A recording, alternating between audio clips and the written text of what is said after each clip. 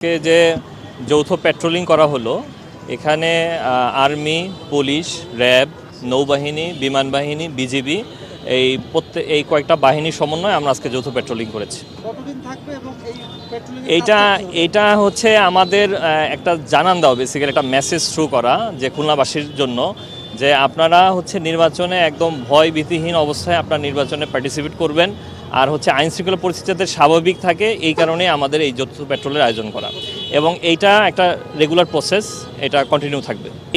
এইখানে আমরা যে যৌথ পেট্রোলের যেটা বললাম, আমাদের হচ্ছে পুলিশ, আর্মি, র্যাব, নৌবাহিনী, বিজিবি সবগুলো বাহিনী এখানে কাজ করতেছে এবং সেটা নির্বাচন কমিশনের নির্দেশনা মোতাবেক হচ্ছে। এটা হচ্ছে যে আরপিও 1972 আলোকে নির্বাচন আচরণ বিধিমালা 2025 সেটাতে আমাদের যে ক্ষমতা দেওয়া আছে সেটার আলোকে আমরা ম্যাজিস্ট্রেসি পাওয়ার অ্যাপ্লাই করতে পারবো। আচরণবিধি লঙ্ঘন এটা ওয়ান অফ দ্য রিজনস, এটা হলে আমরা সেখানে মোবাইল কোড করতে পারবো। এটাই হচ্ছে আমাদের মেইন ইস্যু থাকবে। এরপরে যদি ফার্দার আরও আমাদের নোটিফিকেশন আসে, you will also be notified.